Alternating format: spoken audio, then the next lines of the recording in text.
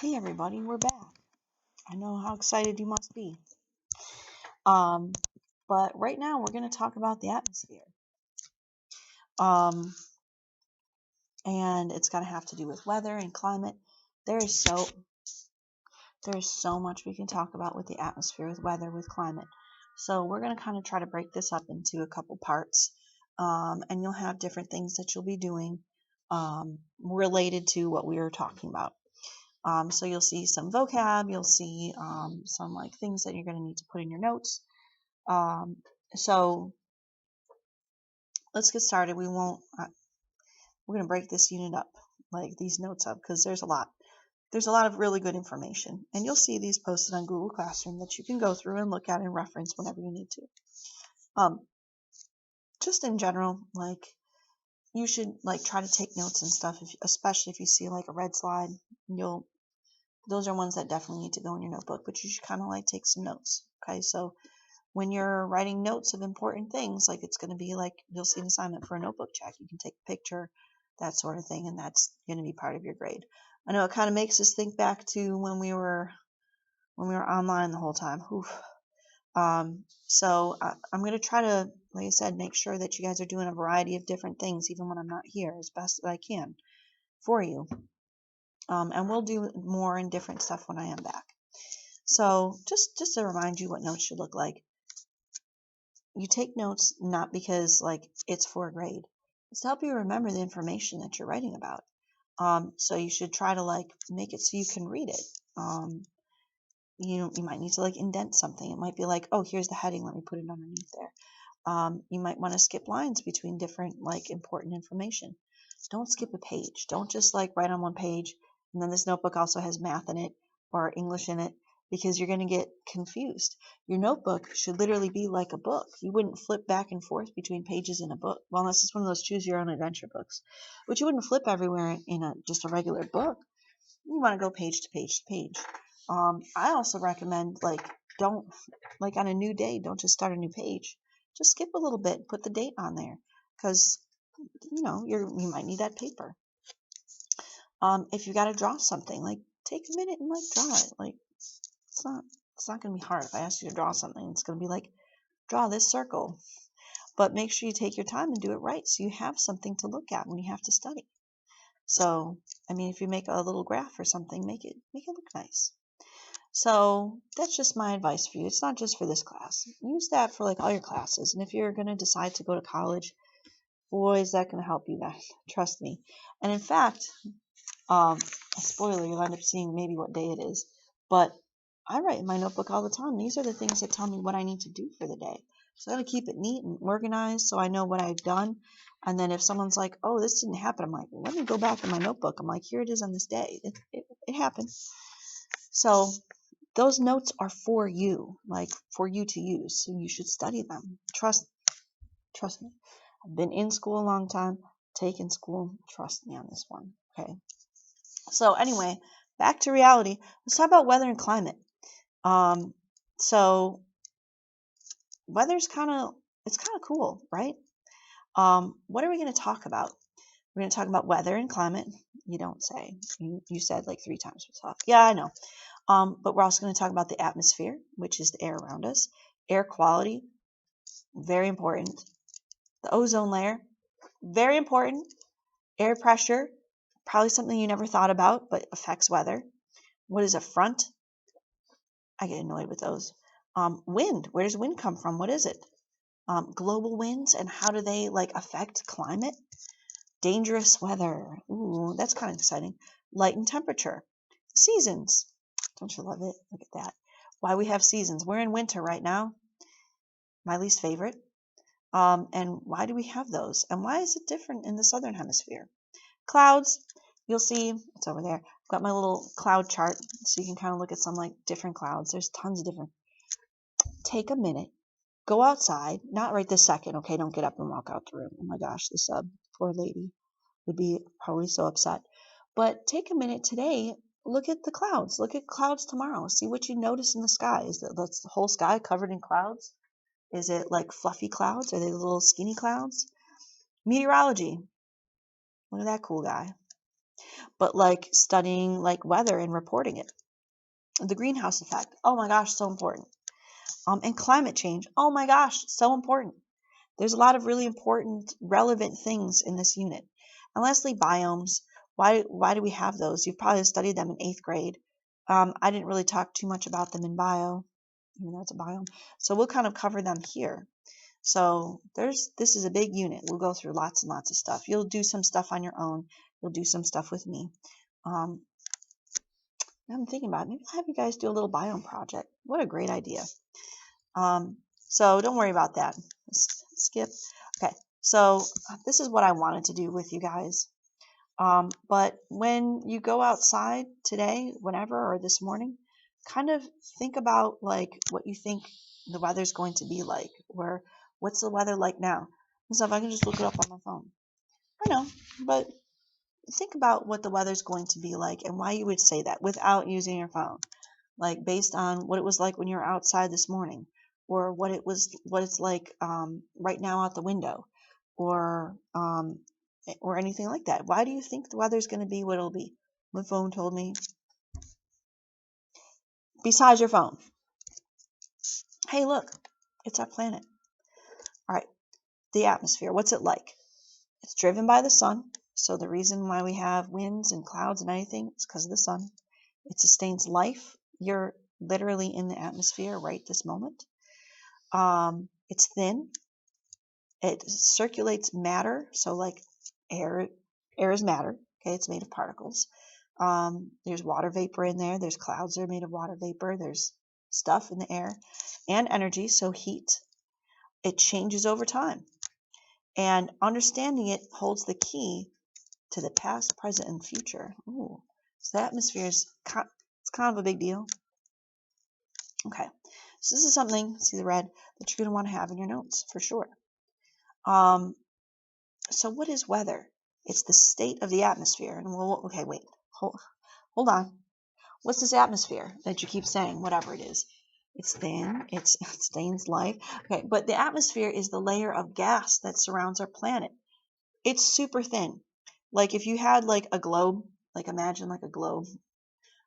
If you could like touch the little like plastic covering that's like that would be like on the outside of the globe, that's about how thin the atmosphere is in relation to the Earth. Okay, so it's the layer of gases that surround our planet. You're in it. Okay, it might seem huge, but it's not really. Okay, so that's what the atmosphere is, the gas layer that surrounds the planet. So okay, what's weather? It's the state of this atmosphere thing at a given place, like here, and time, with respect to such variables as temperature. So yeah, so yes, write it, please. Okay, so you'll notice temperatures are usually higher closer to the equator and lower at the poles. For you might already kind of have an idea of what reason. Moisture, a word no one likes apparently. So like rainfall, wind. Okay, sorry. Air pressure, which we haven't talked about yet. That's fine. Those are the variables. So that's what goes right there. 1, 2, 3, 4. Temperature, moisture, wind, and air pressure. So what's climate then? Well, climate is the average weather of a particular part of the world at different times of the year. So kind of like you can expect like what the climate would be like here, because you can kind of get an idea for the average weather. So like summer is hot and dry for the most part here. Well, and then we have like part of like summer fall where we have like some hurricane season, so it could be very, very rainy. You know what I mean? That's climate, like something that's going to take time over years. So climate's a longer period of time. So like this desert is hot and dry over many decades, not just a day. Like we might have a really hot, really dry day, or we might have a very cold day. Well, that's the weather. So here's the desert. It's desert 99% of the time. It could rain. Look at that. After a rain, you'll see the desert bloom. Like it'll have tons of flowers. They're like, oh, we've got rain. Okay, we've got to take this minute right now. We've got to make some seeds. We've got to reproduce. We've got to get this going right now, and then it'll go back to desert. So this is a rare rainy season. The climate is still hot and dry, so you can have different weather per day. You can have weather change maybe, but the climate is basically the same over many years. So take a look in the notes that's posted. You can click on this video and watch this area in Namibia before and after a rainfall. Okay, it's pretty cool. Okay, so think about what the difference between weather and climate is in the video. Okay, so really, like, pause my video, look at those notes, watch this video. Okay, you'll like look, it's not long. It's really not long. Okay, so we can take another look at the difference between weather and climate. So hopefully, like, you actually paused me and watched the other video. Take a look at this video to see the difference between weather day to day and climate. Okay, so let's think about the perfect outdoor wedding. In my mind, I'm like, don't do that. Oops. Weather is what you get, and climate is what you expect. So, like, if you wanted to get married, here in the summer, well, one, I wouldn't recommend summertime getting married outside. You'd roast. But let's say it's like April or May, and let's just say it's the beginning of May. Well, you'd expect it to be warm and sunny, but weather, it might rain, it might not. It might end up being actually cold. It might be super hot. So climate's what you expect. That's the average, and weather is what you get day to day. So think about, like, okay, let's just say it was April 21st. What would be the climate in Florida, Arizona, Alaska, Kenya, Saudi Arabia, and the UK, like England? You could look it up. You could pause the video and say, what would the climate be like in Alaska on April 21st? And they'll give you, like, the climate. In fact, they might even kind of direct you to what biome it is. But what about weather? Like, we can get seasons. We can kind of understand, like, the climate kind of changes a little bit depending on the season, but it's steady day to day. So we can see summer, we can see fall, autumn, what season, winter. That's what where I'm from, Buffalo, New York, looks like pretty much, well, I'm going to say end of October through beginning of April. Yeah, it's cold. It's cold. It feels like it's winter there for about 6 months. It's terrible. And then spring. If it was summer, you'd see more green, like it would be, the leaves would all be filled in by then. We call that foliage. All right.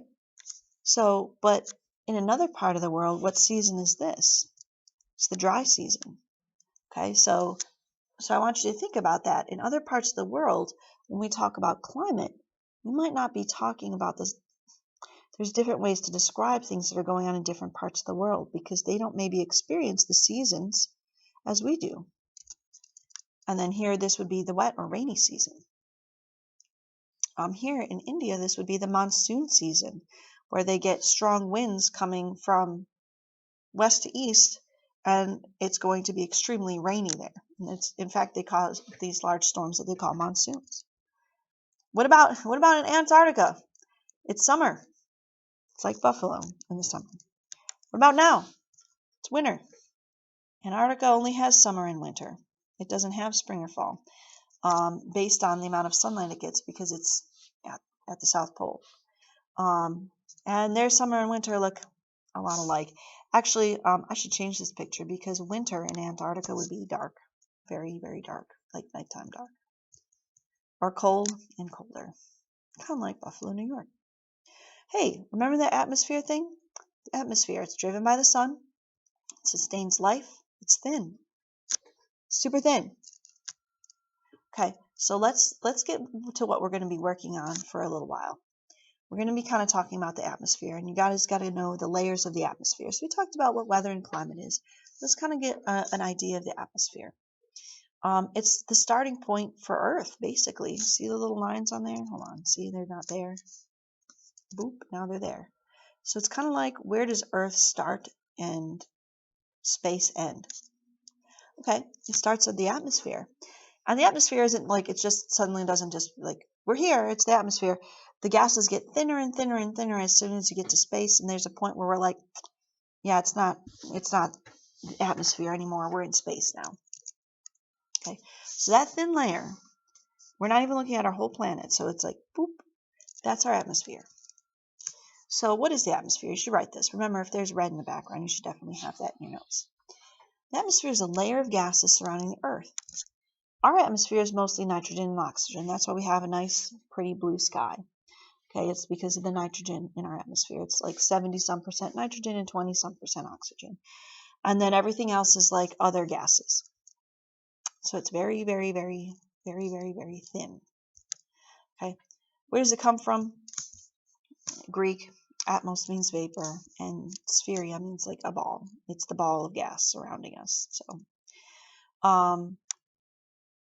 if you breathed down an apple and you saw the little like vapor around it, you're like, I have never seen that. Yeah, that's how thin it is. That's like the atmosphere. Okay, so again, this is something that I would have liked to do with you guys.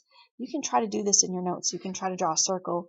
I don't know if you can find some like circular object around the classroom if you want to try to draw like a circle, and then see if you can draw the thinnest, tiniest circle without touching the circle.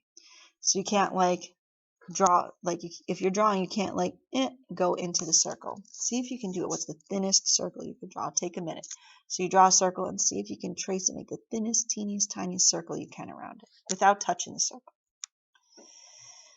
Well, whatever you did, you can label that as the atmosphere.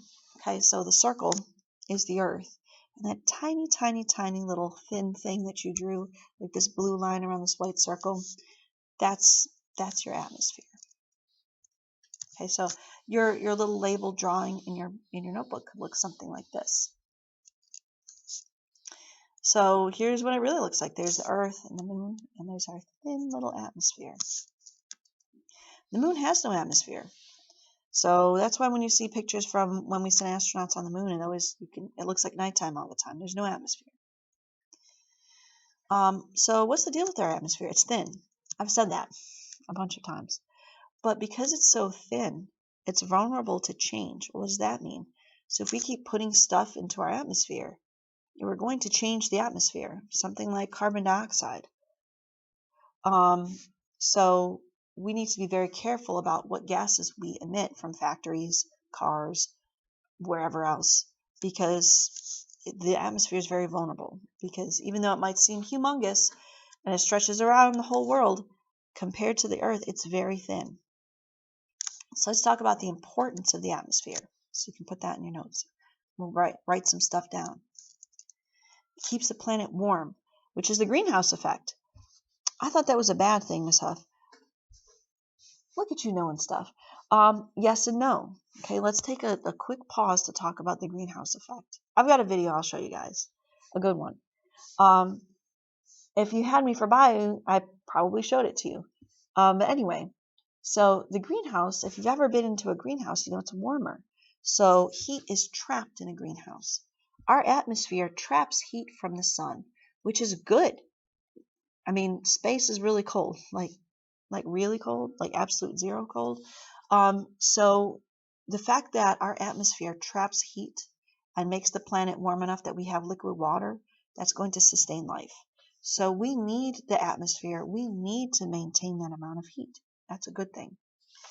The problem is this greenhouse effect can be magnified depending on what gases are in the atmosphere. So by adding more water vapor and more carbon dioxide to our atmosphere, the greenhouse effect will become stronger and stronger, which means more and more heat will be trapped, which is a bad thing. We don't want to trap excess heat. We want the right amount of heat. Or if more heat is going to get trapped, well, we're kind of changing our atmosphere. The Earth is 4.5 billion years old. That's pretty old. We've kind of been adding stuff to our atmosphere for, let's say, 200 years. That's like that in terms of Earth's history. So we're adding these gases like way, way, way, way, way too fast. By the way, if you're like, this is like kind of a long video. Yeah, okay, don't panic. I see you panicking. We're going to talk about the layers of the atmosphere, and that's where the video will end after we talk about the layers of the atmosphere, which you need to know. So again, the moon doesn't have an atmosphere. It's extremely cold in the shade and extremely hot in the sun. So like the moon not having an atmosphere makes it vulnerable to extreme changes in temperature. So what's special about this photo? We can see matter, water, in all three forms because of the greenhouse effect. So we've got our solid ice, our liquid water, and we see clouds. So we see the water vapor in the atmosphere, solid, liquid, and gas. So that's why the greenhouse effect is important for us in this planet and a good thing. So what's the other thing about the atmosphere? It provides oxygen for us to breathe. I like breathing. I like being alive. So thanks, atmosphere. That's what makes cellular respiration possible. Oh my gosh, we're going to connect to biology. Get excited. Do you remember what organelle this is? Please tell me you remember what organelle it is. It's shaped like a jelly bean. It's got the little lines inside. It's the mitochondria. It's the powerhouse of the cell. That's where cellular respiration happens. Remember, we take in sugar and oxygen, and we turn it into ATP energy. So, look how all this stuff connects. Oh, and you thought you could get away from biology. Never. Oxygen goes in, CO2 comes out. Oh, we can connect that to like the carbon cycle. Oh, aren't these things great? Anyway, the atmosphere also protects us from small meteors. You've seen the moon, it's full of craters. Well, the Earth isn't full of craters like that because a lot of these small little meteors will burn up in our atmosphere. Not like a big one that rip to the dinosaurs, but smaller ones, they'll burn up, and that's where you see like shooting stars and stuff. Ah, atmosphere, thank you. It has a layer called the ozone that protects us from ultraviolet radiation from the sun. You wouldn't be able to go outside without a radiation suit if we didn't have that ozone layer. So remember the atmosphere. It's driven by the sun, sustains life. It's thin. We're going to talk about, actually, what I'm going to do is pause and make sure I explain to you guys about what the layers of the atmosphere is before we talk about its sustaining life. That's going to be another thing. So let me figure out how to like work this thing. Okay. Sorry, just making sure I'm not crazy. Okay, so we're going to talk about the layers of the atmosphere. So we're kind of going from the top up and not the top down. Like I'll help you guys understand. Okay, so the layers of the atmosphere, the one that's closest to us, that's like the layer at the bottom. The one that's farthest away from us, that's the layer at the top. Okay, hopefully that makes sense. Unlike this picture. Okay, so here's what's going to go in your notes about the layers of the atmosphere, and this is something that you're going to be working on, like right after this. Okay, so spread these kind of out over the page, like these bullets, and then after we title the layer, you can draw relevant things, write relevant things in there, look up stuff about that. So we're going to kind of talk about 5 main layers of the atmosphere. So let's take a look. Okay, these layers are determined by temperature and a little bit of elevation, but not as much. Okay, so the bottom layer of the atmosphere, this is why it's at the bottom. That's the layer that's like that you're in right now, is the troposphere.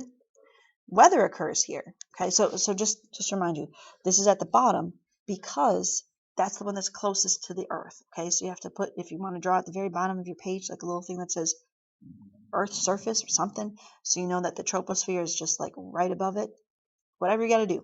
Okay, this is the lowest layer. It's the one that you're in right now. Okay, so that's why the notes are going this way. The one that's at the top is close to space. This one, that first one that's near the bottom, that's what you're in. Okay, does that make sense? Hopefully. Well, if it doesn't, pause the video, look up a picture that says layers of the atmosphere. Go to Google, layers of the atmosphere. Click images, click, you'll see troposphere is at the bottom, closest to Earth. Okay, so at the troposphere, weather occurs here. So you can write weather occurs here. You can draw a cloud. Okay, life occurs here. You're here. Okay, so this is where living things are. This is where the atmosphere is the thickest. So we have the most gases here at the bottom, closest to the surface. Most air travel happens here. I know, right? A plane flies way up in the sky, but it's still in this layer called the troposphere. Some planes move up into the next layer, but most air travel is done here. Next layer, stratosphere. I feel like maybe people have heard that before. So like remember, so troposphere is at the bottom of your page. Stratosphere is the next one up. Okay, so we're kind of going back. I know it seems weird. We're going backwards. Ah, that's where our ozone is in the stratosphere. Thank you, ozone. So, oh yeah, check this out. I mean, you might have seen this. This is a couple of years ago. This was like from like Red Bull. But this guy did, like, he went up through the whole troposphere. He's in the stratosphere. He's like not quite to space, but he did like a free jump from the stratosphere. You should watch. It's really cool. Okay, just to see him like falling like thousands and thousands of feet. Wouldn't you be scared? I would be like, it's such like a thrill. I'd be like terrified, but I'd be like, this is so cool. I can't decide how I would be. Okay, so next layer. So this is the middle one. It's literally in the middle. It's the mesosphere. This is where we have our meteors burn up. Okay, so this kind of layer of the atmosphere is going to help destroy those meteors that are coming after us, those naughty old meteors. The next layer, so this is the fourth layer, so it's like your second bullet down, is the thermosphere. Okay, look at thermo. I don't know about you, whenever I think about that, I think of heat. So we'll look at sort of like a heat profile, and it'll make sense to you why they call it the thermosphere. So space shuttles will orbit here. That's where you see, you guys like memes? Remember the steamed hams memes? What's that? The Aurora Borealis? Aurora Borealis in your kitchen at this time of year, at this time of day. May I see it? No. If you haven't seen it, memes, look up memes. Okay, but anyway, so that's where those are also called the northern lights. So like the sunlight and stuff is reflected in these like ions that are up here and can cause these like beautiful like green like lights. Must be like really cool to see them. So like I said about ions, that's the ionosphere. You might have heard, maybe not, but maybe you've heard the word ionosphere. It's this region where solar energy, solar radiation is ionized. Okay, so that happens in the mesosphere, thermosphere, exosphere. But the aurora borealis, like the really where you can kind of see this radiation is like these lights, that happens in thermosphere. And then the exosphere, that's your top one. That's the farthest away from us. This is where the atmosphere sort of merges with space. Some of our satellites can be found here. So this is like kind of the very edge, like where we kind of consider our planet ending and space beginning. And exo means like out. It's like the outer sphere. Okay, so those are the layers of the atmosphere. So you can click this link. You can learn more about the layers of the atmosphere here. I really recommend that you actually click it and click through these things and do these things. So definitely do that. So take a look at this. We'll talk about this soon. I got to double check this. This might not work anymore. But you're going to get some assignments. We're going to have to like look at some stuff about the layers of the atmosphere. So we're going to stop right here because this is long enough. And I want you to kind of just start on these things, these assignments that have to do with the layers of the atmosphere. Now that you have these notes, now that you have this information, and then we'll move on from there at another time. So I hope that helps. If you have questions, you have a computer right in front of you. Google things like layers of the atmosphere explained. Go on YouTube, layers of the atmosphere explained. There's probably tons of videos and animations, more than what I can share with you on Google Classroom, that you could find to help you understand these things. Don't just sit there and just assume everything's fine. If you don't understand something, take time to like look it up. That's why we have the internet. That's why, when I was your age, I had to go to the library and look things up in the encyclopedia. That's not totally true. Like we did have computers and internet in high school when I was your age in high school, but it wasn't like the internet now. You couldn't find as good of stuff. So take advantage of what you have, your resources. If you don't understand something, please look at it and then do your best to understand it. You're going to need to understand this information. So thanks. I know it was a little bit longer, but I wanted to make sure I got through weather, climate, and the layers of the atmosphere. And then I'll see you next time.